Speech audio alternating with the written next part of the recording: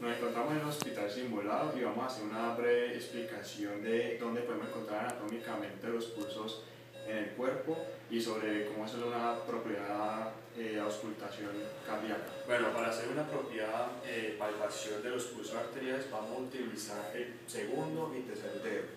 Vamos a palpar en un total de 7 pulsos arteriales. El primero que vamos a palpar va a ser el carotidio, seguido del braquial. Luego vamos para el femoral, el popliteo, el pulso de la tibial anterior y el pulso pedio. Primero el pulso carotidio lo vamos a hacer con los dedos que ya nombré anteriormente, anterior al músculo esternocleidomastoideo. Vamos a colocar los dedos y vamos a sentir el pulso. Es un pulso fuerte y se va a sentir bien. Ya para el siguiente pulso que vamos a ver va a ser el pulso braquial. Lo vamos a encontrar en el pliegue del codo, en la parte medial aquí, o lo vamos a encontrar también al otro lado, de esta forma, en el pliegue del codo, en la parte medial. Este pulso es importante al momento de por ejemplo, el procedimiento para la tensión arterial. Con este que vamos a utilizar, vamos a colocar el fonendoscopio sobre él para sentir el momento de inicio del pulso cuando estamos tomando la tensión arterial.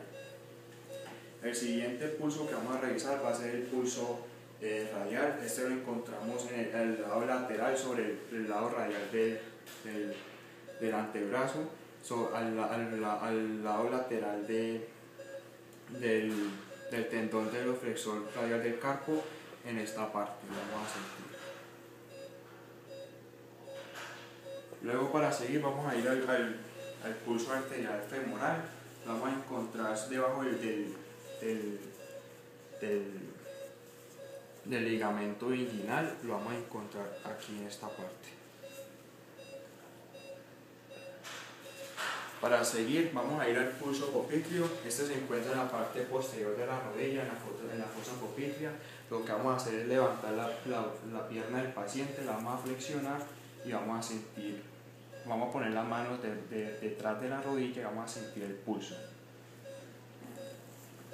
Para seguir, encontramos el pulso tibial anterior, que se encuentra en el maléolo interno. Lo vamos detrás del tobillo, lo vamos a sentir aquí. Para continuar y como último vamos a palpar el pulso arterial pedio. Este se encuentra lateral en la parte dorsal del pie, pues se encuentra lateral al tendón flexor del hallux. De esta forma terminamos la palpación arterial de los pulsos arteriales más importantes del cuerpo. Entonces vamos a empezar a la hora de la auscultación cardíaca. Es importante decir que este momento es muy importante a la hora del examen físico del paciente y es nuestra responsabilidad como médicos conocer los diferentes focos.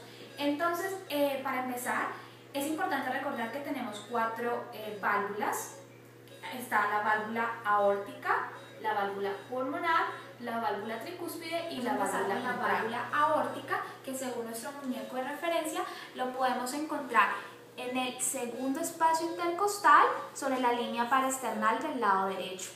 También tenemos la válvula pulmonar, que lo podemos encontrar en nuestro segundo espacio intercostal sobre la línea paraesternal del lado izquierdo. Tenemos también aquí la válvula tricúspide, que la podemos encontrar entre el cuarto y quinto espacio intercostal sobre la línea paraesternal del lado izquierdo igualmente. Y por último tenemos nuestra válvula mitral, que la podemos encontrar con nuestro fonendoscopio en el quinto espacio intercostal sobre la línea medio clavicular del lado izquierdo. Entonces vamos a auscultarlo. Entonces tenemos foco aórtico, foco pulmonar, foco tricúspide,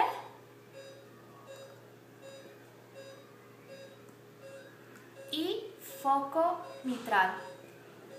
Es importante recordar que el primer ruido se debe al cierre de nuestra válvula mitral y de nuestra válvula tricúspide. Por lo tanto, ese primer ruido se escucha con mucho más intensidad en nuestro foco mitral. Y el segundo ruido corresponde al cierre de nuestra válvula aórtica y nuestra válvula pulmonar. Y este segundo ruido se escucha con muchísima más intensidad en el foco aórtico.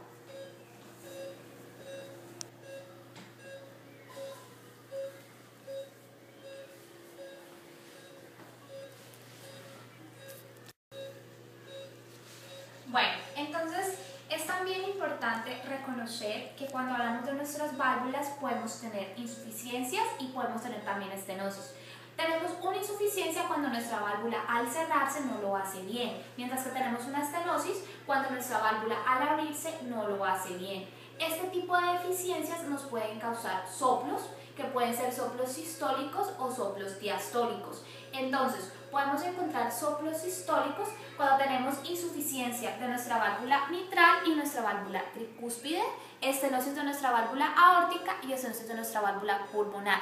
Pero podemos tener un soplo diastólico cuando tenemos, por el contrario, estenosis de nuestra válvula mitral, estenosis de nuestra válvula tricúspide, insuficiencias de nuestra válvula aórtica e insuficiencias de nuestra válvula pulmonar. Para concluir, entonces, pudimos palpar los diferentes pulsos arteriales en nuestro modelo. Fuera de eso, reconocimos los diferentes focos de auscultación.